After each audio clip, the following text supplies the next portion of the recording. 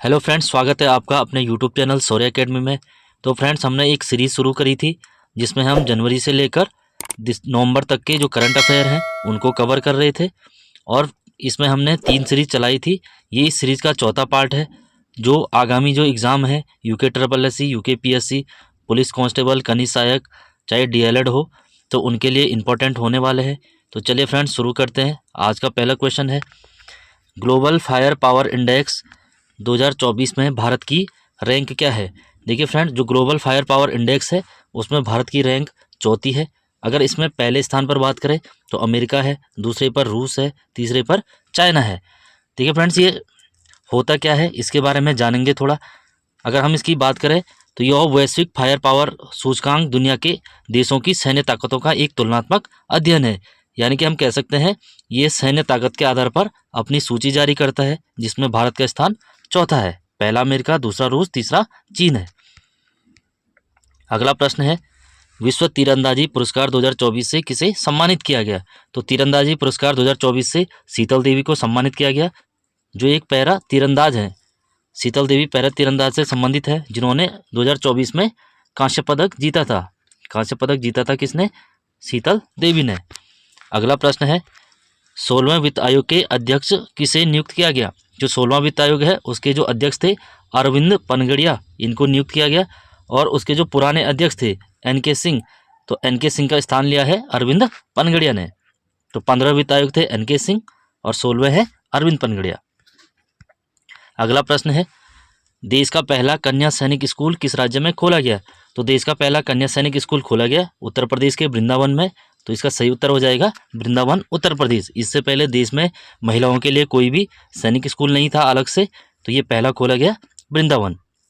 अगला प्रश्न है, गृह मंत्रालय द्वारा जारी किए गए आंकड़ों के अनुसार सबसे अधिक साइबर क्राइम मामले में पहले स्थान पर कौन सा राज्य है।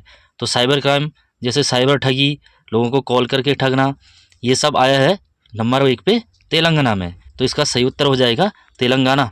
अगर हम इसमें बात करें दूसरे, तीसरे, चौथे स्थान पर, तो दूसरे पर महाराष्ट्र है, तीसरे पर बिहार है और चौथे पर उत्तर प्रदेश है, जहाँ से सबसे ज़्यादा ये मामले सामने आए हैं।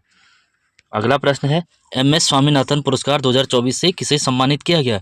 देखिए फ्रेंड्स, जो एमएस स्वामीनाथन पुरस्कार है वो कृषि क्षेत्र में दिया जाता है। सभी लोग जानते हैं एमएस स्वामीनाथन ने भारत में हरित क्रांति की खोज की थी, तो भारत में हरित क्रांति के जनक एमएस स्वामीनाथन है। तो कृषि में दिया जाने वाला ये पुरस्कार है, तो ये दिया गया प्रोफेसर पीआर कंबोज। तो ये प्रोफेसर हैं कहाँ के? चौधरी चरण सिंह जो विश्वविद्यालय है हरियाणा में, वहाँ के प्रोफेसर हैं। अगर हम इसकी स्थापना की बात करें, ये पुरस्कार दिया जाता है 2004 से। और जो एमएस स्वामीनाथन थे, जो भारत में हरित क्रांति के जनक हैं, इनकी जो मृत्यु हुई है सितंबर 2023 में हुई है। अगला प्रश्न है, शिक्षा मंत्रालय ने कितने वर्ष से कम आयु के विद्यार्थियों के कोचिंग केंद्र में प्रवेश पर रोक लगाई है। तो इसका सही उत्तर हो जाएगा 16 वर्ष से कम। देखिए फ्रेंड, जो 16 वर्ष से कम बच्चे हैं उनके कोचिंग संस्थानों में रोक लगाई है, क्योंकि जो आत्महत्या, डिप्रेशन, ये मामले सामने आ रहे थे। इसको देखते हुए सरकार ने 16 वर्ष से कम उम्र के जो बच्चे हैं उन पर रोक लगाई है। अगला प्रश्न है, मरणोपरांत प्रधानमंत्री राष्ट्रीय बाल पुरस्कार किसे दिया गया। तो सही उत्तर हो जाएगा आदित्य विजय ब्राह्मणे, जो महाराष्ट्र के हैं। आदित्य विजय ब्राह्मणे मरणोपरांत राष्ट्रीय बाल पुरस्कार इन्हें दिया गया। देखिए फ्रेंड्स, यह पुरस्कार 5 से लेकर 18 वर्ष की आयु के जो बच्चे हैं उनका जो भारत का सर्वोच्च नागरिक सम्मान है, तो उनके लिए दिया जाता है।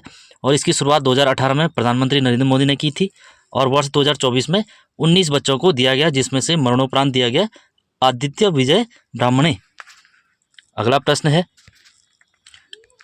स्वच्छ सर्वेक्षण रिपोर्ट 2024 के लिए किस राज्य को सबसे अच्छा पुरस्कार दिया गया। तो इसका सही उत्तर हो जाएगा महाराष्ट्र। अगर राज्य की बात करें तो महाराष्ट्र है, और दूसरा है मध्य प्रदेश, और तीसरा है छत्तीसगढ़, जो सफाई में सबसे आगे है। 2023 के लिए दिया गया 2024 में। तो सबसे स्वच्छ शहर इंदौर है, और जिसने 7वीं बार यह खिताब जीता है। और इसके साथ साथ पहले स्थान पर सूरत है, दूसरा स्थान खाली है, तो पहले पर इंदौर और सूरत है। अगला प्रश्न है, वर्ष 2024 में भारत रत्न से कितने लोगों को सम्मानित किया गया। तो भारत रत्न से 5 लोगों को सम्मानित किया गया। यह पहली बार हुआ जब भारत रत्न 3 के बजाय 5 लोगों को दिया गया। इसमें कौन कौन है? कर्पूरी ठाकुर जी हैं, जो बिहार के पूर्व सीएम रहे हैं। मरणोपरांत दिया गया। चौधरी चरण सिंह भारत के प्रधानमंत्री रहे हैं, इनको मरणोपरांत दिया गया। पीवी नरसिम्हा राव भारत के राष्ट्रपति रहे हैं, इनको भी मरणोपरांत दिया गया है। एम.एस. स्वामीनाथन जिनकी मृत्यु सितंबर 2023 में हुई है, इनको भी मरणोपरांत दिया गया। भारत में हरित क्रांति के जनक हैं। और लालकृष्ण आडवाणी, इन 5 लोगों को दिया गया भारत रत्न। अब टोटल हो गया कितने लोगों को? 53 लोगों को भारत रत्न मिल चुका है। अगला प्रश्न है, अंतरिक्ष में सर्वाधिक समय तक रहने वाले अंतरिक्ष यात्री कौन है? तो ये है ओलेग कोनोनेंको। इन्होंने हाल ही में एक रिकॉर्ड बनाया है, 1000 दिन से ज़्यादा अंतरिक्ष में रहे हैं। ये रूस के हैं, तो सही उत्तर हो जाएगा ओलेग कोनोनेंको। अगला प्रश्न है, प्रधानमंत्री मोदी द्वारा सिक्किम के पहले रेलवे स्टेशन की नींव रखी गई, यह किस स्थान से शुरू किया गया? देखिए फ्रेंड्स, जो सिक्किम में है पहला रेलवे स्टेशन बन रहा है, पहली बार वहाँ ट्रेन जाएगी, तो इसका सही उत्तर हो जाएगा रंगपो रेलवे स्टेशन सिक्किम का पहला रेलवे स्टेशन है। अगला प्रश्न है, लता दीनानाथ पुरस्कार 2024 से किसे सम्मानित किया गया? तो इसका सही उत्तर हो जाएगा अमिताभ बच्चन। अगर हम इस पुरस्कार की बात करें तो इसकी शुरुआत 2022 में हुई और पहली बार यह पुरस्कार प्रधानमंत्री नरेंद्र मोदी को दिया गया और 2023 के लिए यह पुरस्कार दिया गया था आशा भोसले जी को। अगला प्रश्न है, मई 2024 में किस देश के पीएम इब्राहिम रईसी और विदेश मंत्री हुसैन रहीम की हेलीकॉप्टर दुर्घटना में मृत्यु हुई? तो इसका सही उत्तर हो जाएगा ईरान। जो ईरान के पीएम इब्राहिम रईसी और विदेश मंत्री हुसैन रहीम, इनकी हेलीकॉप्टर हुई थी और यह दुर्घटना ईरान और अजरबैजान की सीमा पर हुई थी। अगला प्रश्न है, वर्ल्ड प्रेस फ्रीडम इंडेक्स 2024 में भारत की रैंक क्या है? तो वर्ल्ड प्रेस फ्रीडम इंडेक्स 2024 में भारत की रैंक है 159। जो 2023 में कितनी थी? 161, 2 बढ़ी है, 159 हुई है। अगर इसके बारे में बात करें जारीकर्ता कौन है, तो इसको जो जारी करता है रिपोर्टर्स सैंस फ्रंटियर्स, या फिर इसको हम कहते हैं रिपोर्टर्स विदाउट बॉर्डर, ये भी कह सकते हैं। तो इसके द्वारा यह जारी किया जाता है। नेक्स्ट क्वेश्चन है, किस भारतीय क्रिकेटर को ICC men's T20 world cup 2024 का ब्रांड एम्बेसडर बनाया गया था? तो T20 वर्ल्ड कप 2024 का ब्रांड एम्बेसडर बनाया गया था युवराज सिंह को। सही उत्तर हो जाएगा युवराज सिंह। और यह वर्ल्ड कप कहाँ हुआ था? यूएसए और यूएसए प्लस जो कैरेबियन द्वीप समूह है, वेस्ट इंडीज द्वीप समूह है, वहाँ हुआ था। अगर हम कैरेबियन की ओर से ब्रांड एम्बेसडर देखें तो वो थे हुसैन बोल्ट कैरेबियन की ओर से थे, तो हुसैन बोल्ट। अगला प्रश्न है, यूनिसेफ इंडिया का ब्रांड एम्बेसडर किसे बनाया गया? तो यूनिसेफ इंडिया का ब्रांड एम्बेसडर है करीना कपूर। जो फिल्म अभिनेत्री हैं करीना कपूर, उनको भारत की ओर से यूनिसेफ इंडिया का ब्रांड एम्बेसडर बनाया गया। यूनिसेफ की बात करें तो इसका पूरा नाम है united nation international children's emergency fund. तो इसकी स्थापना 1946 में हुई है और इसका जो हेडक्वार्टर है न्यूयॉर्क के अंदर है। अगला प्रश्न है, साहित्य श्रेणी में ऑटोबायोग्राफी के लिए पुलित्जर पुरस्कार किसे दिया गया? तो 2024 में पुलित्जर पुरस्कार कृष्णा रिवर गर्जा जो यूएसए की हैं, इनको दिया गया। और यह पुरस्कार किस में दिया जाता है? पुलित्जर पुरस्कार तो ये साहित्य में दिया जाता है। यह किसके द्वारा दिया जाता है? तो कोलंबिया यूनिवर्सिटी जो अमेरिका की है उसके द्वारा दिया जाता है। अगला प्रश्न है, दुनिया की पहली लकड़ी से बनी जो सैटेलाइट है लिग्रोसैट, तो लिग्रोसैट किसका नाम है? तो सैटेलाइट है। यह किस देश ने निर्मित की है? तो सही उत्तर हो जाएगा जापान। अगला प्रश्न है, एनवायरमेंटल परफॉर्मेंस इंडेक्स API 2024 में भारत की रैंक, तो API इंडेक्स में भारत की रैंक है 176। अगला प्रश्न है, ग्लोबल जेंडर गैप इंडेक्स 2024 में भारत की रैंक क्या है? तो ग्लोबल जेंडर गैप इंडेक्स 2024 में भारत की रैंक 129 है। अगर इस इंडेक्स के बारे में बात करें तो यह वर्ल्ड इकोनॉमिक फोरम या फिर विश्व आर्थिक मंच इसको जारी करता है और विश्व आर्थिक मंच की स्थापना हुई है 24 जनवरी 1971 और इसका जो हेडक्वार्टर है जिनेवा स्विट्जरलैंड में है। अगला प्रश्न है, UNSC United nation security council ने 5 देशों को अस्थायी सदस्य के रूप में चुना है, तो कौन कौन है? तो पाकिस्तान है, सोमालिया है, पनामा है, ग्रीस है और डेनमार्क है। जो सुरक्षा परिषद है वो आप लोग जानते हैं यूएनओ के 6 अंगों में से एक है और जिसके अंदर 15 सदस्य होते हैं, जिसमें 5 स्थायी होते हैं और 10 अस्थायी होते हैं। इन अस्थायी के रूप में जो 5 चुने गए हैं वो पाकिस्तान, सोमालिया, पनामा, ग्रीस और डेनमार्क हैं। अगर स्थायी की बात करें तो स्थायी कौन कौन से हैं? USA है, चाइना है, फ्रांस है, UK यानी कि इंग्लैंड है और रशिया है, रूस है। तो रशिया, USA, चाइना, फ्रांस और UK, ये क्या हो गए? 5 स्थायी सदस्य हो गए। अगला प्रश्न है, चुनाव आयोग के अनुसार लोकसभा चुनाव 2024 में किस राज्य में सर्वाधिक चुनाव हुए, यानी कि सबसे ज़्यादा वोटिंग कहाँ हुई? तो इसके रिकॉर्ड के अनुसार असम में हुई है, जहां लगभग 81.5% वोटिंग हुई है, और सबसे कम बिहार में हुई है। तो ये क्वेश्चन आपको पता होना चाहिए। अगला प्रश्न है, उड़ीसा के नए मुख्यमंत्री कौन नियुक्त हुए? तो उड़ीसा के नए मुख्यमंत्री बने हैं मोहन चरण मांझी। अगर हम उड़ीसा के राज्यपाल की बात करें तो राज्यपाल है रघुवर दास। रघुवर दास उड़ीसा के राज्यपाल रघुवर दास। नाटो के महासचिव किसे नियुक्त किया गया? तो नाटो का नया महासचिव बनाया गया है, तो वो है मार्क रूटे। मार्क रूटे को नाटो का नया महासचिव बनाया गया है। और नाटो की स्थापना की बात करें तो अप्रैल 1949 में इसकी स्थापना हुई, और इसमें कुल 32 देश हैं। 31वां जुड़ा था फिनलैंड, और 32वां जुड़ा है स्वीडन, और इसका हेडक्वार्टर है ब्रुसेल्स, बेल्जियम की राजधानी है ये आप लोग जानते हैं। अगला प्रश्न है, 24 जून को 18वीं लोकसभा का पहला सत्र शुरू किया गया। लोकसभा के प्रोटेम स्पीकर कौन थे? तो इसका सही उत्तर हो जाएगा भर्तृहरि मेहताब। देखिए फ्रेंड्स, अगर हम प्रोटेम स्पीकर की बात करें तो प्रोटेम स्पीकर वो होता है जैसे ही संसद में या फिर विधानसभा में सदस्य चुन के जाते हैं, उनको शपथ दिलाने के लिए एक व्यक्ति की ज़रूरत होती है, तो वो होता है प्रोटेम स्पीकर। और उसकी नियुक्ति करता है कौन? आर्टिकल 95A के तहत राष्ट्रपति करता है। अगला प्रश्न है, ग्लोबल पीस इंडेक्स 2024 में भारत की रैंक क्या है? जो पीस इंडेक्स है, जो शांति है, तो उसमें क्या है? 116वीं रैंक है। पहला अगर बात करें तो आइसलैंड है, दूसरा आयरलैंड है, तीसरा ऑस्ट्रिया है, और चौथा न्यूजीलैंड है। नेक्स्ट क्वेश्चन है, हिंदी साहित्य के लिए साहित्य अकेडमी युवा पुरस्कार 2024 किसे दिया गया? देखिए फ्रेंड, युवा पुरस्कार, साहित्य युवा पुरस्कार, ना कि साहित्य अकेडमी पुरस्कार।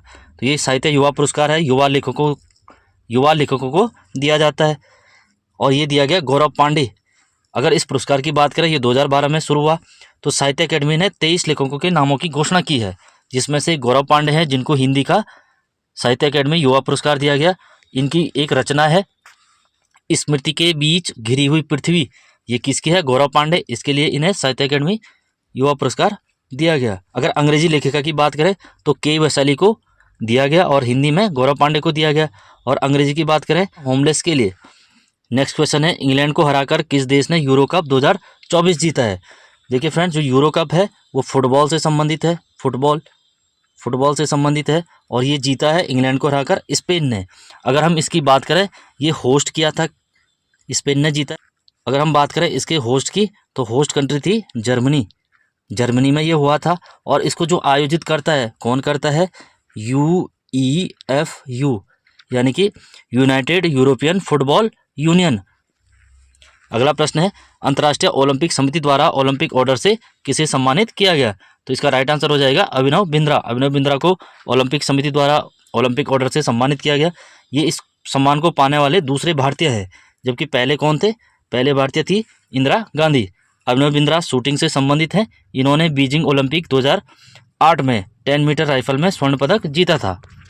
अगला प्रश्न है, 22 जुलाई 2024 को PR श्रीजेश ने संन्यास की घोषणा की है, वह किस खेल से संबंधित है? तो इसका सही उत्तर हो जाएगा हॉकी से संबंधित है। PR श्रीजेश भारतीय हॉकी टीम के कप्तान है, PR श्रीजेश, और भारतीय हॉकी टीम ने ओलंपिक 2024 में ब्रॉन्ज मेडल जीता था, इंग्लैंड को हराकर कांस्य पदक जीता था। अगला प्रश्न है, अंतर्राष्ट्रीय ओलंपिक समिति का सदस्य बनने वाली भारतीय कौन है? तो ये है नीता अंबानी। नीता अंबानी लगातार दूसरी बार अंतर्राष्ट्रीय ओलंपिक समिति की सदस्य बनी है। नेक्स्ट क्वेश्चन है, भारत का 30वें नंबर के थल सेना अध्यक्ष हैं, कौन नियुक्त हुए?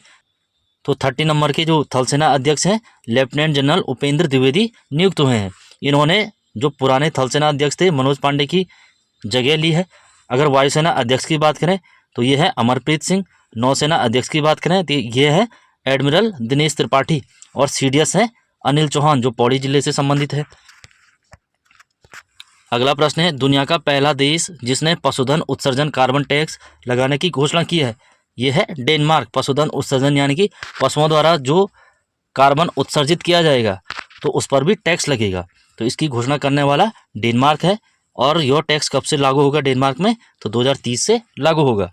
नेक्स्ट है, जुलाई 2024 में राष्ट्रीय महिला आयोग की अध्यक्ष किसे नियुक्त किया गया?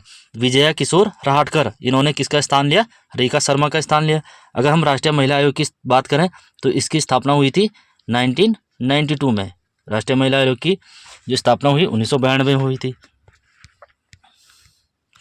नेक्स्ट है ऋषि सुनक के स्थान पर ब्रिटिश प्राइम मिनिस्टर कौन बने? तो ब्रिटिश पीएम बने हैं कीर स्टारमर, जो लेबर पार्टी से संबंधित है, इन्होंने ऋषि सुनक को हराया है। अगला प्रश्न है नाटो शिखर सम्मेलन 2024 का आयोजन कहाँ किया गया? जो नाटो का शिखर सम्मेलन 2024 है ये वाशिंगटन डीसी, जो अमेरिका की राजधानी है, वहाँ पर किया गया। और इसमें जो 32वां सदस्य है, 32वां, उसको जोड़ा गया स्वीडन, तो वो था स्वीडन को जोड़ा गया 32वें सदस्य के रूप में। नेक्स्ट क्वेश्चन है जुलाई 2024 में प्रकाशित हेनले पासपोर्ट इंडेक्स में भारत की रैंक क्या है? तो हेनले जो पासपोर्ट इंडेक्स है, तो इसका सही उत्तर हो जाएगा 82वां। जो भारत का पासपोर्ट है 82 नंबर का पावरफुल पासपोर्ट है। अगर हम बात करें पहले पर कौन है, तो पहले पर सिंगापुर है, दूसरे पर फिनलैंड है, तीसरे पर फ्रांस है। अगर हम बात करें यह कौन जारी करता है, तो यह international air transport association IATA जारी करता है। नेक्स्ट क्वेश्चन है हाल ही में भारत को मोगला बंदरगाह की संचालन का अधिकार मिला है, तो मोगला बंदरगाह कहाँ स्थित है? तो मोगला बंदरगाह बांग्लादेश ने भारत को सौंपा है कि आप यहाँ से व्यापार कर सकते हो। इसका सही उत्तर हो जाएगा बांग्लादेश। तो ग्लोबल लिविलिटी इंडेक्स 2024 में विश्व का सबसे रहने योग्य शहर कौन सा है? तो सबसे रहने योग्य शहर है वियना, जो कि ऑस्ट्रिया की राजधानी है। अगर हम बात करें दूसरे नंबर पर, दूसरा है डेनमार्क की राजधानी कोपेनहेगन, तीसरा है जूरिक, एक शहर है जो स्विट्जरलैंड का है। तो पहले पर वियना, दूसरे पर कोपेनहेगन, तीसरे पर जूरिक सबसे रहने योग्य शहर है। नेक्स्ट क्वेश्चन है 13वां मैत्री युद्ध अभ्यास का आयोजन किसके मध्य हुआ? तो जो मैत्री युद्ध अभ्यास होता है वो भारत और थाईलैंड के बीच होता है। तो भारतीय और थाईलैंड की जो सेना है वो संयुक्त अभ्यास करती है मैत्री। अगला प्रश्न है 4th national Hindi science conference 2024 का आयोजन कहाँ हुआ? तो नेशनल हिंदी साइंस कॉन्फ्रेंस का आयोजन 2024 में मध्य प्रदेश में हुआ है। तो सही उत्तर हो जाएगा मध्य प्रदेश। अगला है केंद्र सरकार ने NPS के स्थान पर कौन सी पेंशन योजना शुरू की है? पेंशन स्कीम थी NPS, जो नेशनल पेंशन स्कीम थी, उसकी जगह UPI यूनिफाइड पेंशन स्कीम को केंद्र सरकार ने लागू किया है, जिसमें मिनिमम 10 साल सर्विस होना जरूरी है। जो 10 साल सर्विस रहेगी उसको 10,000 तक पेंशन मिलेगी, और अगर 25 साल जिसकी सर्विस है तो उसको रिटायरमेंट के दौरान जितनी सैलरी है उसका 50% उसको पेंशन के रूप में दिया जाएगा। तो इसका अगर फ़ायदा उठाना है पूरे तरीके से तो 25 साल सर्विस होनी चाहिए, और मिनिमम फ़ायदा उठाना है तो 10 साल सर्विस होनी चाहिए। अगला प्रश्न है दिलीप ट्रॉफी 2024 का विजेता कौन रहा? तो दिलीप ट्रॉफी क्रिकेट से है, सभी लोग जानते हैं। तो इसका जो विजेता है इंडिया ए रहा। इंडिया ए ने इंडिया सी को हराया है फाइनल मैच में। तो इंडिया ए दिलीप ट्रॉफी 2024 का विजेता है। अगला प्रश्न है 6वां खाद्य सुरक्षा सूचकांक फूड सेफ्टी इंडेक्स में पहला स्थान किस राज्य का रहा है? तो पहला स्थान रहा है केरल का रहा है। जो पिछले साल भी केरल का था, इस साल भी केरल ने अपने स्थान को बरकरार रखा है। अगर दूसरे स्थान की बात करें, दूसरे पर तमिलनाडु है, तीसरे पर जम्मू कश्मीर और चौथे पर गुजरात है। अगर पूर्वोत्तर राज्यों में बात करें तो नागालैंड का विशेष स्थान है, पहले नंबर पर है पूर्वोत्तर राज्यों में। और उत्तराखंड का स्थान है 18वां, उत्तराखंड का 18वां स्थान है। और छोटे राज्यों में बात करें तो गोवा पहले स्थान पर है और दूसरे स्थान पर नागालैंड है। अगर हम बात करें इसको जारी कौन करता है, तो इसको जारी करता है भारतीय खाद्य सुरक्षा एवं मानक प्राधिकरण FSSAI। और इसकी जो FSSAI की स्थापना हुई थी 2006 में हुई है। और विश्व खाद्य सुरक्षा दिवस कब मनाते हैं? 7 जून को मनाते हैं। तो फ्रेंड्स ये थे आज के करंट अफेयर। अगर वीडियो अच्छी लगी तो like share comment. Thanks for watching. आगे ये वीडियो कंटिन्यू रहेगी।